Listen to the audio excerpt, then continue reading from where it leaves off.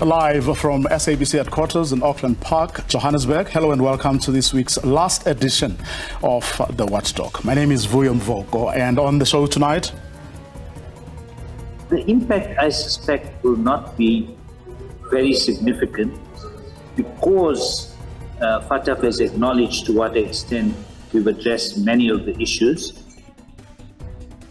the world's global anti-money laundering watchdog, Greylisting South Africa. Chief Justice at the top, down to the district court judicial officers in Eshowe, Nongoma, Thohoyandou, Nkanduli, or wherever, will not be intimidated by anybody.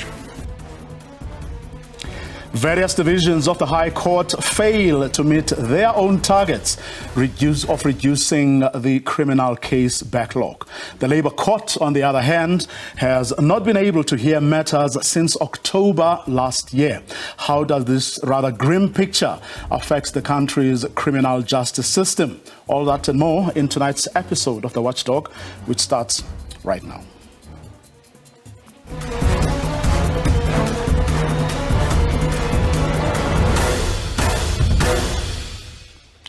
Well, it's been a long time coming, but many were still hopeful that the country would still escape it. Today, though, following its week-long meeting in France, the Financial Action Task Force announced that it had added the continent's biggest economies, South Africa and Nigeria, to its list of countries with inadequate anti-money laundering and terrorist financing controls. The decision could mean that the world's financial institutions and investors may think twice before transacting with this country or its financial institutions. The State Capture Commission of Inquiry put South Africa under scrutiny by the Financial Action Task Force, the global money laundering and terrorist financing watchdog. This move was put in place to get the country to implement standards that could prevent money laundering and terrorism financing. On Friday, FATF announced that it has placed the country in the grey list, along with Nigeria. The two countries are Africa's biggest economies. However, in a statement, the global financial watchdog says South Africa has made significant progress on many of its recommendations to improve its systems. National Treasury says, although the country is placed on this list, the impact of it will not be significant. In our case, the impact, I suspect, will not be very significant because FATF has acknowledged to what extent we've addressed many of the issues. And as long as the period is short, I think that, we could deal with some of the consequences. But like you say, for the continent, I think it's something that we do need to assess. Analysts say, since the announcement was made, the rand has been under pressure. This is certainly not good news for South Africa, and I can see that the rand is under a lot of pressure this afternoon. But additional to that, I've just learned that the Americans are proposing to reconsider their relationships with South Africa. And I think that is a contributing reason why the rand is under pressure at the moment. Small businesses are already finding it hard to access the market, and they say with the country finding itself on the grey list, they fear things will be much more difficult. It's going to be a bit of a challenge because, when we talk about access to markets, access to exports, it's going to put extra burden on entrepreneurs who we are trying to say, if you're struggling to get a market locally, look outside. This is reiterated by research analysts. If you are an importer and exporter, the amount of paperwork that you would need to prove your sources of funding or the goods that you're moving, as just one example, will become a little bit more laborious and onerous. At the same time, I think it's just a reflection of the fact that how the rest of the world has to engage with us has to be at an increased or enhanced level of diligence. On the other hand, the Banking Association says clients may rest assured that their business with the banks will not be affected. with extra monitoring that comes with greylisting, there is that impact that it starts distracting, taking away from the good name of South Africa. What it means for clients of the banks, it really doesn't change many things because cross-border payments will still go on. At the same time, economists say whether or not the country may be lifted from the grey list lies solely on government.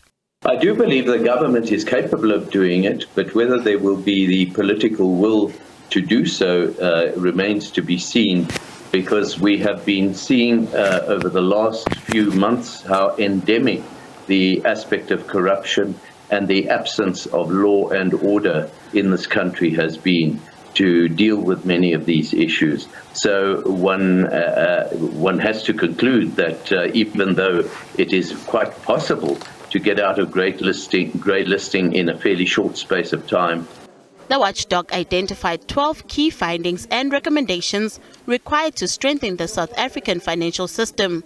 It cited state capture, money laundering risks, law enforcement, and judicial capacity as some of the key areas needing attention. South Africa was given a year to report on the demonstrated progress that it has made to achieve the recommendations set out in the 2021 report. Nothando Makutulela, SABC News, Johannesburg. To discuss this, I'm joined by someone who's been watching and working in this space for quite a while, Paul Hoffman, who is the Director of Accountability Now. Also part of this conversation is Jaco Olufsen, Tax Justice Coordinator from the Alternative Information Development Center. Good evening to both of you, and thank you very much for your time. Good evening, Vuyo. Good evening, Jaco. Well, we knew that this day would come, Paul, didn't we? Sorry, I lost you momentarily there. I think we were talking across each other. Okay. I was saying we knew that this day would come, didn't we? Yes. Now, I'm afraid that the government's lack of political will to actually implement the laws against corruption, money laundering, and terrorism financing, which are the concerns of the FATF, is what has tripped us up on this occasion. So what we really need to do is get serious about implementing the laws that are already in place in relation to anti-corruption and indeed in relation to the need for the reform of the capacity of the criminal justice administration to counter corruption effectively and efficiently. If that's not done, we will stay on the list. Our GDP will shrink. Our poor people will become poorer than they are already. And our country will not be regarded as a desirable tourist destination or a place where the investments from abroad can safely be made. That is the challenge. The president has to get serious about implementing the criteria set in the Glenister litigation in 2011, still not implemented properly, and he has to get serious about getting rid of the people in his cabinet who have been named and shamed and implicated in the Zondo Commission report. If he doesn't do that, then he cannot be seen to be serious about getting us off the grey list and back into smoother territory for investment. Jaco, is it political will that has made this inevitable? Well, I think political will is definitely a large part of it.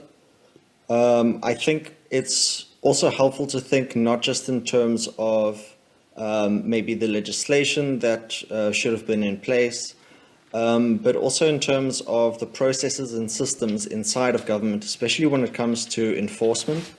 One of the big problems that the FATF identified was the fact that there's very little coordination between South Africa and other countries in terms of legal assistance, mutual legal assistance. This was actually one of the areas highlighted for improvement.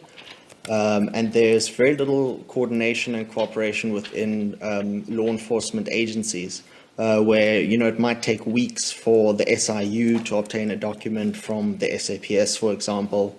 And there's overall just a kind of very fragmented approach that's been taken to this.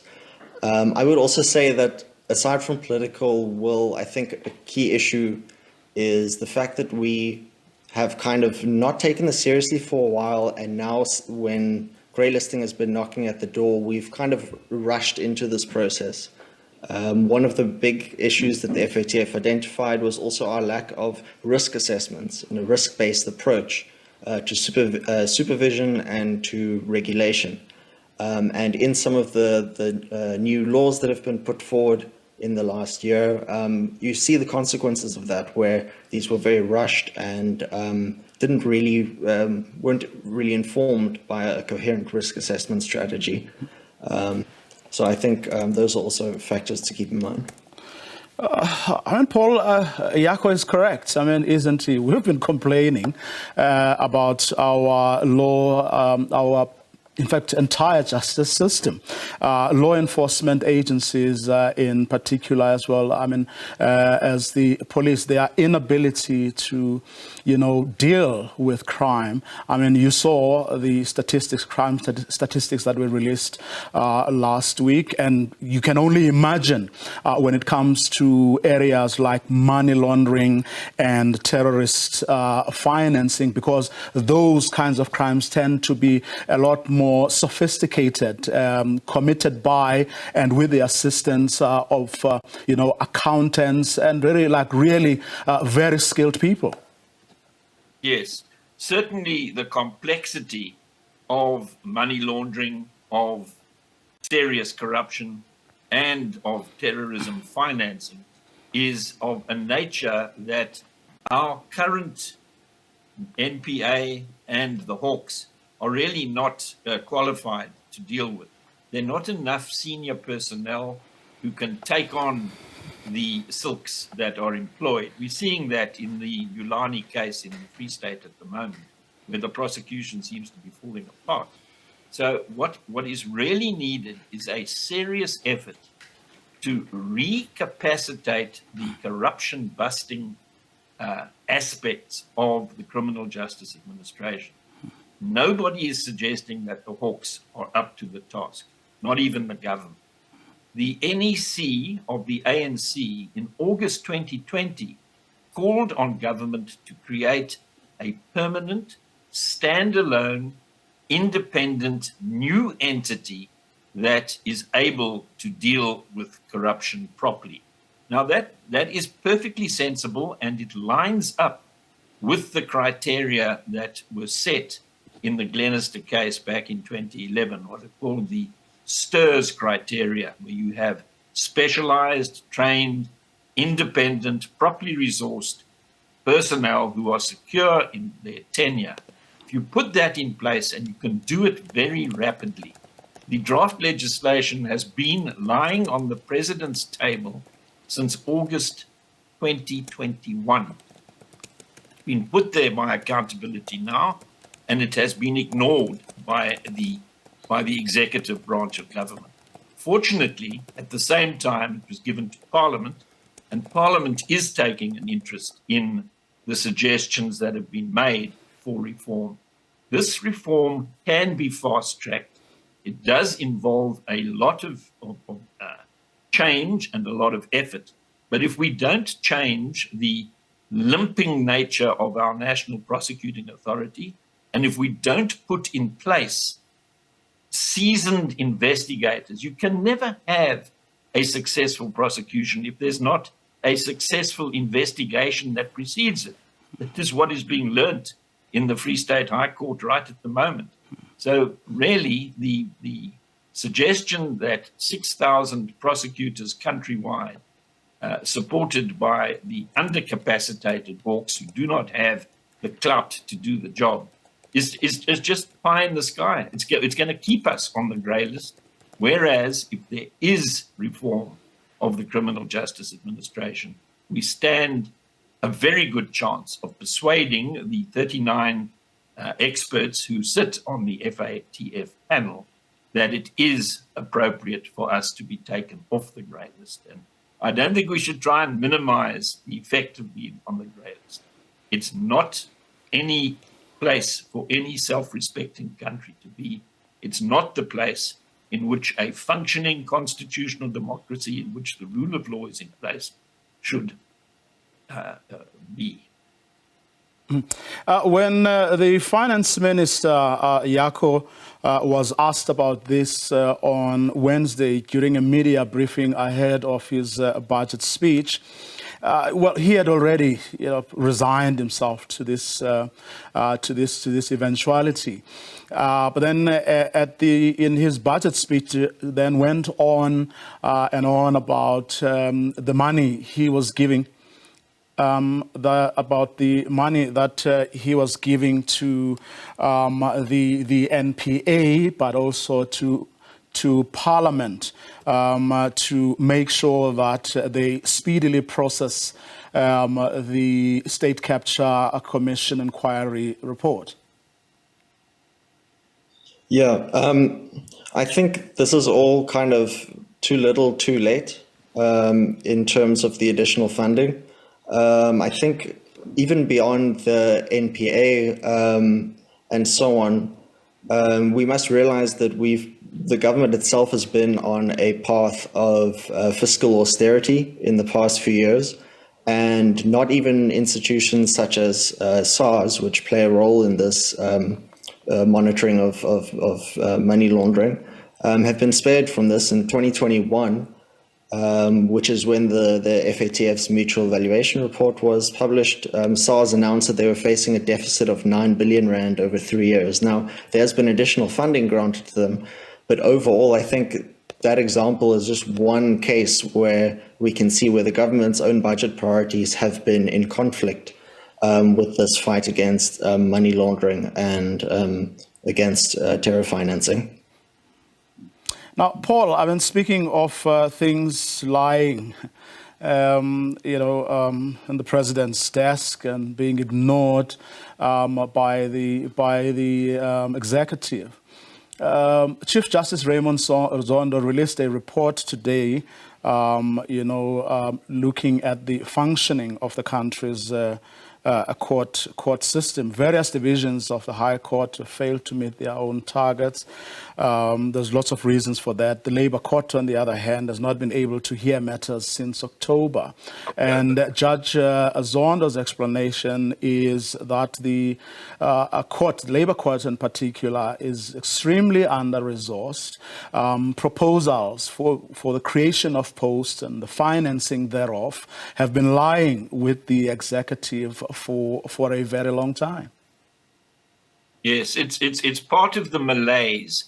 If you are running a political party that has morphed into a criminal syndicate, then you have no appetite for enforcing the law, where all manner of strange things are done by those with their hands on the levers of power, both in the public administration, in the arms of the legislature and the executive, and in our state-owned enterprises, where so much money has been lost to corruption in South Africa. So the political will to address that ought to be brought to bear now, because surely those in power must realize that the voters of South Africa are losing patience with the inability of the state to run courts properly, to have effective investigation of crime and corruption, and to have a prosecution service that works. The Chief Justice, when he handed in his Zondo Commission report, said to government, you are going to need an army of prosecutors to deal with this. And the answer has been to recruit possibly 1,000 wet behind the ears, straight out of university youngsters who will be eaten for breakfast if they are put in against the sort of lawyers that those involved in serious corruption are able to employ. What needs to happen is a recapacitation of the corruption-busting capacity of the state.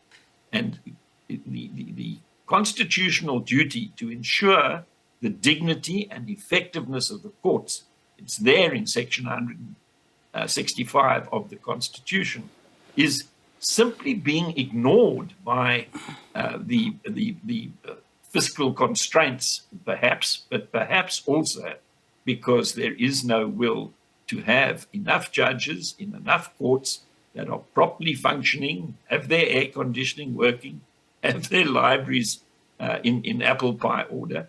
All of those things are needed if judges are going to be able to independently and impartially bring their minds to bear on ensuring just outcomes in both criminal and civil matters. It's not going to happen while the state is not interested in improving the situation as regards corruption busting, which is why we've got ourselves onto the grey list, which is not a place we want to be. Assuming, Yako, that the president gets to act and the proposals that are on his desk, we are told, those judges that would have to prosecute these cases would have to come right at the end. The people who will need to crack the cases first and bring them before these judges. Sadly, that's where there is a great deal of shortage of skills, isn't it? Yeah, exactly. I think this also speaks to the point I was raising about the government's fiscal framework, where we have thousands of vacancies across the public sector, including in the police force, including in SARS and other aspects. The kind of erosion of state capacity that we've been seeing is, I think, incompatible with the imperative to take up this fight. And I just wanted to say also on this point, as negative as the impacts of greylisting are, and I agree with Paul, I don't think that we should underestimate them. I think that we can also look to almost a silver lining in this, because greylisting is not blacklisting. We're not being thrown out of the financial system yet. There's still, it's really a commitment for us to work on and improve with regards to these problem areas. And I think the kind of silver lining here in this is that we can see greylisting as an opportunity, a kind of a kick in the rear for us to reconstruct our state capacity and ability to investigate these cases. You spoke earlier, Paul, about the impacts of this, especially on the poor. But Ismail Momoniat, the acting Director General, is of the view that the impact is not going to be very significant because they have already acknowledged, the extent to which this may impact the economy, and have already started, addressing these issues. It's a matter of time before the country may be fully compliant. Well, from his lips to God's ears, I think Momo is a little bit optimistic about the time period that it will take to get out of the greylisting situation. It really does involve persuading those who have decided carefully and over a long period of time that we are not compliant with the criteria that the FATF set, in that we are not implementing our anti-corruption, anti-money laundering, anti-terrorist financing legislation as we should. And we're not going to get that right while the Hawks are trying to do the work that the Scorpions used to do, while there are so many vacancies in the police and the Hawks are part of the police, and while the National Prosecuting Authority is as gutted and as under-resourced as it is at the moment. And all of those problems we suggest at Accountability Now are best addressed by doing what the NEC of the ANC asked Cabinet to do in August 2020, and by seriously implementing the STIRS criteria of the Glenister litigation. And that is not what is on the table before the Cabinet at the moment. And it's most unfortunate that Cabinet has not got on board that if you want to get your anti-corruption machinery to work, you are obliged by law to put the criteria that was set by the Constitutional Court in the Glenister litigation in 2011 in place on the ground in South Africa now. If that is done, we will get off the grey list quickly, and everything that Momo has said will come true. If it's not done, we're going to stay on the grey list, and it's not going to be pretty. Now, Yako, I mean, apart from what our law enforcement agencies, in particular, but also more broadly the entire justice system, criminal justice system is able to do. What about the role of other players? I'm thinking of like the banks, for example. In other words, what makes us particularly vulnerable, to money laundering and people who are financing terrorism and so on? I'm sorry, I lost the last part of your question. I don't know if it was the sound on my side. Yeah, I'm saying, what makes us particularly vulnerable to people who want to engage in money laundering or the financing of terrorism? I think that there's a number of factors. One of them that the FATF has continually highlighted is the fact that our decisions, in terms of regulation and in terms of enforcement, aren't sufficiently informed by a risk-based assessment.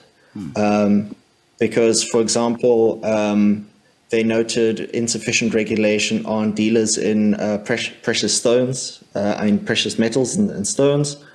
And they noted that while banks and financial institutions do conduct due diligence, they don't have a good enough understanding of what constitutes, for example, a high-risk client. And so the approach in that sense is not really very proactive. So there's that kind of failure on the part of the banking industry. Government has also failed to take that approach. So you see some of these sectors, such as the precious metal dealers, that aren't regulated, even though that is a major source of illicit financial flows generally and possibly money laundering. And there are also some other factors, such as the fact that we have a very heavy cash-based economy, a lot of cash in circulation. That's been noted again as another factor. Jaco Olofsen, Paul O'Sullivan, let me thank both of you for coming through and sharing your thoughts and insights with us. Thank you for the new surname. I'm Paul Hoffman. Sorry, Paul O'Sullivan. Apologies, Paul. Apologies. After the break, Chief Justice Raymond Zondo releases a concerning report on the functioning of the country's court system.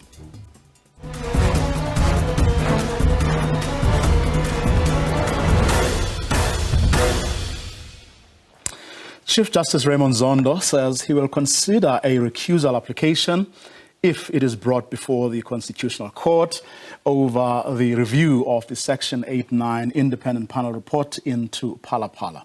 President Cyril Ramaphosa recently filed papers in the Apex Court challenging the report that made adverse findings against him. It found that there were discrepancies in the president's account of the events that took place in his Limpopo farm in 2020 and that he has a case to answer. Zondo delivered the annual judicial report for the 2021-2022 financial year at the Constitutional Court today. Kenny Mapanga was there. I don't know if there's anybody who would like me not to sit in such a matter if it was to be heard. But I don't want to prejudge what will happen when an application is made. So if and when there's an application made for me to recuse myself, I will consider it at that time Addressing the current political climate, which has seen a perceived attack on the judiciary, Zondo commented on whether he would preside at Ramaphosa's court challenge of the Section 89 panel probe into the Phala saga. He says the judiciary will not be intimidated into making judgments that are not in accordance with the Constitution. Zondo cited the July unrest that allegedly took place as a result of the arrest of former President Jacob Zuma and the much-talked-about article in which Tourism Minister Lindiwe Sisulu criticized the judiciary and the Constitution. Zondo says the judiciary will act without fear, favor or prejudice. The judiciary of South Africa, from the Chief Justice at the top, down to the district court judicial officers in Eshowe, Nongoma, Thohoyandou, Nkanduli, or wherever, will not be intimidated by anybody, no matter his or her position in society, into giving judgments that do not accord with the Constitution, the law, and the evidence in a particular case. Delivering the report, Zondo revealed that the various divisions of the High Court in the country have failed to reduce the backlog of criminal cases for the 2021-2022 financial year. The various divisions of the High Court had fixed 30% as their target, by which they would reduce, or to which they would reduce backlog. However, collectively, they failed to achieve this target and managed only 49%. The Chief Justice says superior courts, including the Constitutional Court and the Supreme Court of Appeal, managed to exceed the performance targets they set for themselves in the 2021-2022 financial year. The Constitutional Court fixed a target of 70%. In other words, its target was that it would finalize at least 70% of its matters during the period under review.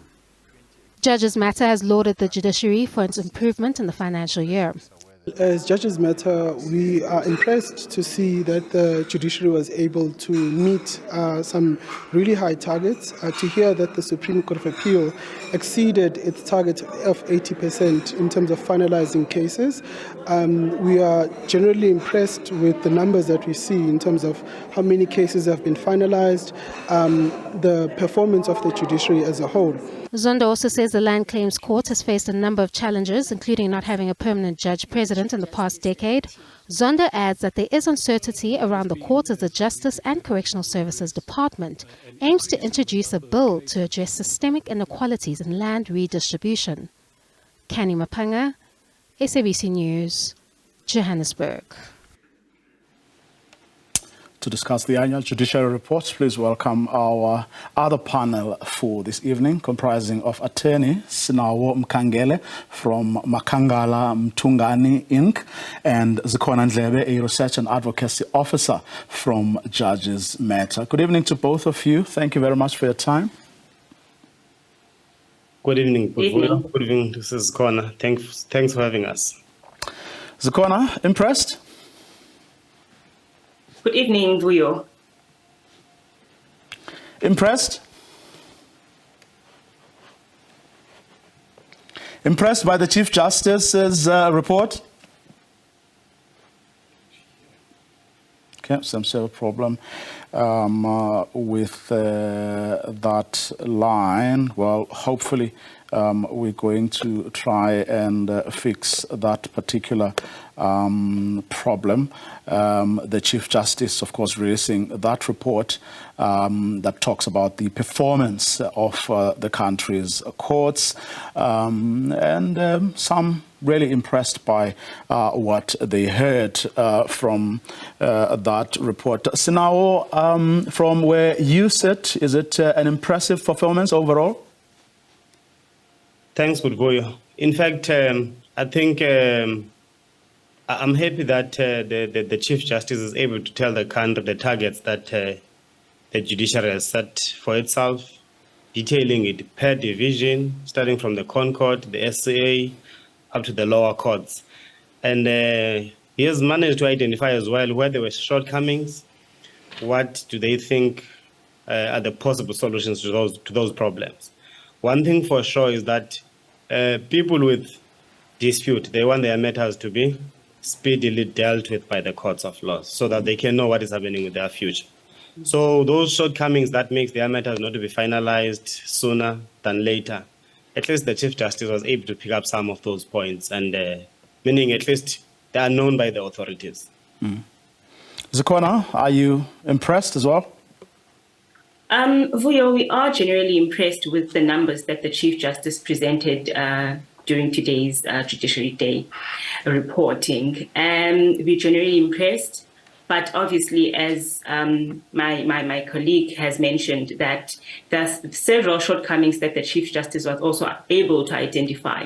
And I'm going to first look at the lower courts. And one of the shortcomings that the Chief Justice identified was, for us as judges matter, the lack of reporting in the district courts. And that is because of the Department of Justice's failure that has led to ICT problems. So that has resulted in there not being any reporting regarding district courts. And it's the second time that has happened. So for me and for Judges Matter, this is a concern. And we're hoping that we will not be seeing something of this nature for the third time in the following annual report. But then from that same report, the Chief Justice now talks about how various divisions of the High Court failed to meet, and it must be underlined, their own targets. Yes. Actually, Budvio, just to pick up from where Zikona has on that score, that is where actually the issues are at the lower courts, because not everyone is able to access the higher courts.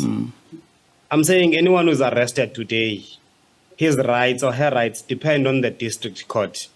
That court must be functioning on Monday next week. Guess what's going to happen? There will be no electricity. That person's bail will not proceed. That person's right to liberty now is affected by those other factors.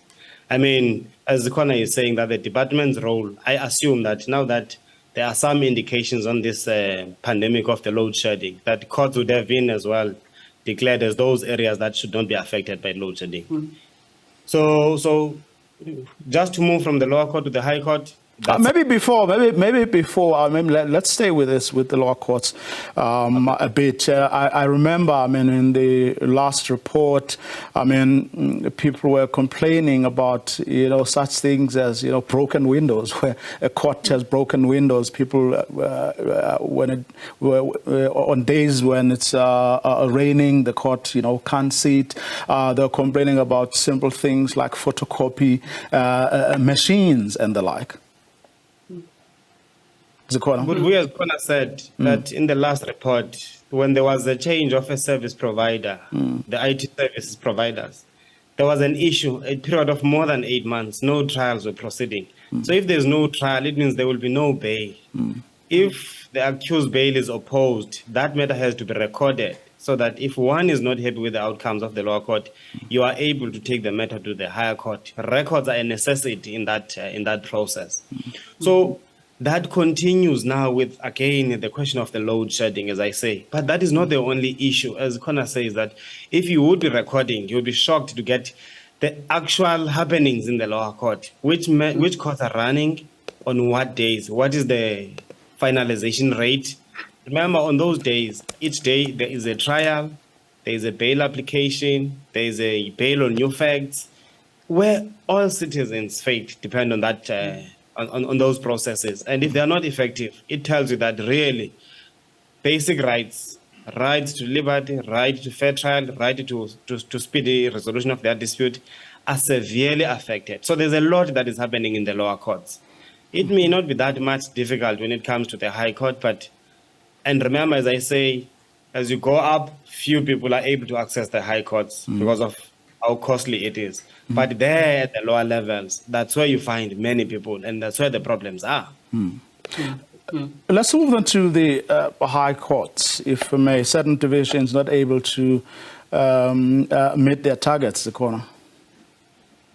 Well, we saw certain divisions not being able to meet their targets For example, the Chief Justice mentioned that the superior courts were not able to meet their targets relating to criminal matter, reducing criminal matters. And that's a problem because we see a lot of criminal matters are being dealt with in the superior courts as well. And if they're not being reduced, we're going to see a lot of backlog. So that's an issue that needs to be resolved speedily. And then we also heard the Chief Justice speak about the Competition Appeal Court is not being able to meet its targets, the Land Claims Court not being able to meet its targets. And he also provided reasons why this is so. For the Land Claims Court, it is of a grave concern for us that we've had an acting judge president since 2011. And this is because there is no legislation that facilitates the appointment of permanent judges to that court. And fortunately, we heard from the MP, who's the chair of the Portfolio Committee on Justice, Bulelani Magwanishe, saying that the land bill has been passed and it's now still in the process of finalization with the NCOP. And we're hoping that process is going to be finalized soon so that we can see a judge president, a permanent judge president being appointed to the Land Claims Court, because that's an important court. So we've heard quite good reasoning, well, some reasoning being provided by the Chief Justice. And the Land Claims Court needs a permanent judge president, just as we've seen with the Competition Appeal Court having a newly appointed judge president in October 2022. So those are the three targets. Three targets that were not met during this reporting period that the Chief Justice mentioned. The Labour Court now has not been able to hear matters since October last year. Pardon, Vuyo? No, I'm saying there's a question to Sinao. The Labour Court, the Chief Justice says, has not been able to hear matters since October last year. I think we missed the first part of your question. Yeah, I'm saying the Chief Justice was saying that the Labour Court, on the other hand, has not been able to hear matters since October.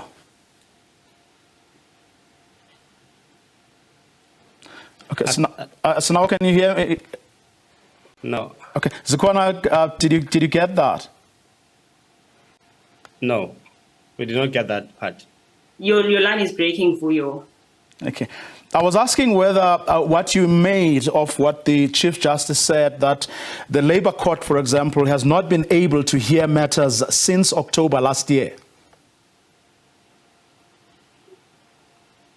Okay. We seem to be having problems with those lines. Perhaps we're going to have to end it here, because if I can't hear my guests, then we can't have a conversation, which was the point of having them on the show. Let's take a quick break and see if we can fix those lines.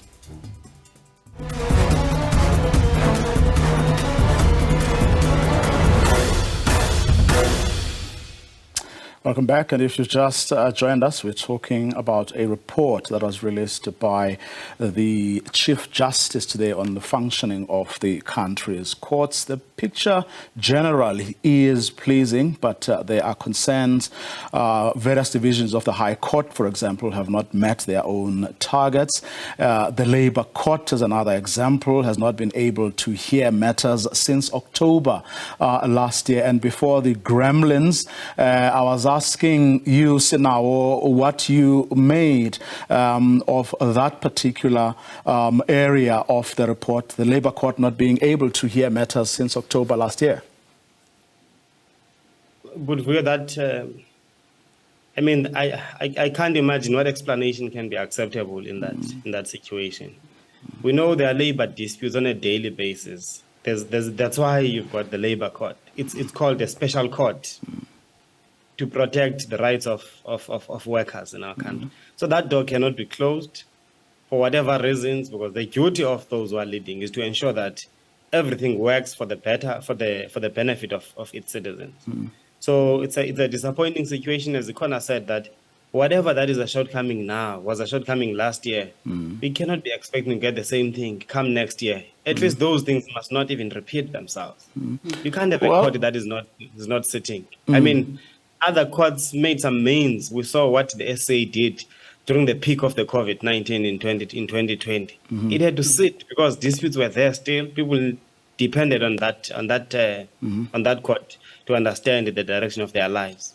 Well, the Chief Justice Sekona is not taking responsibility for this one. Says proposals have been made.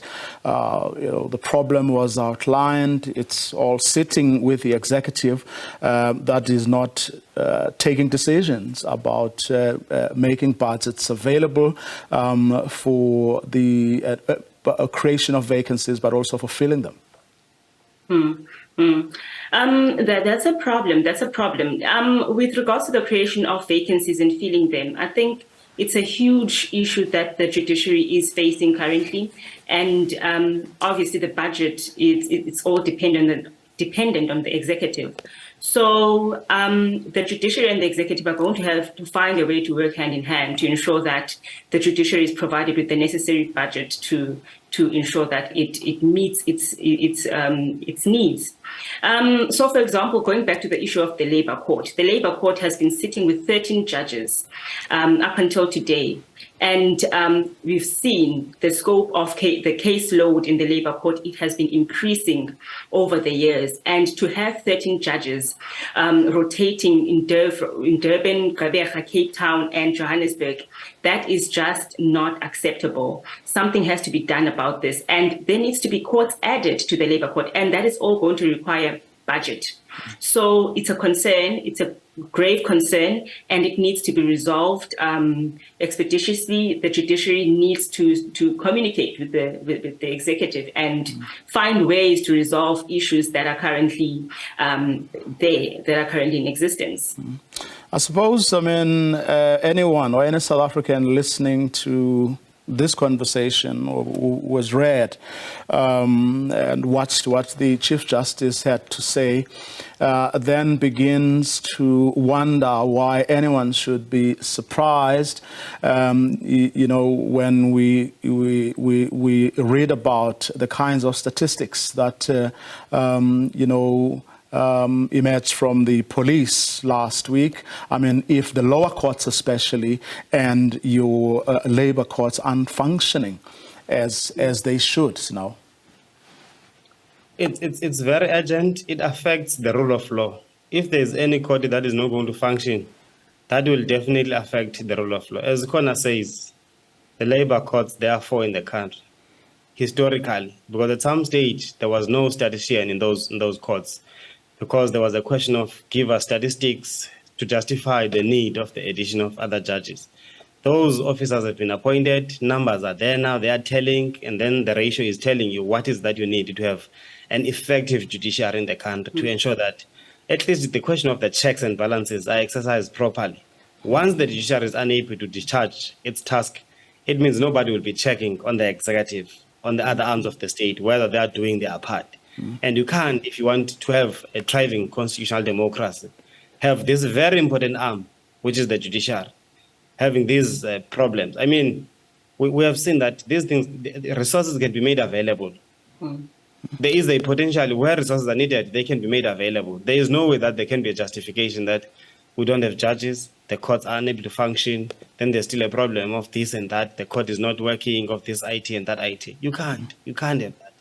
Because whatever that is happening, ultimately, they end up in those courts. But if the doors are closed, what's going to happen now? It means the democracy is going to collapse. Sekona, is it for lack of trying on the parts of the executive? Has anyone been able to maybe do a study or put a finger really on why this apparent reluctance to address these issues? Vuyo, I cannot say what the real underlying problem is, but what I can say is that we've got these issues and they have been brought to the fore. So it cannot be because the executive doesn't know that there are these issues that are currently existing. And we cannot say whether it's a lack of trying either, because we don't know what is happening in the executive. So I cannot say what it is currently. Let me thank both of you for your time this evening. Thanks, Budubuyo. Two guests now, Makangela from Makangela Mtungani Inc. and Zikhona Ndlebe from Judges Matter. That's our show for tonight and for this week. Do have a good night and a great weekend.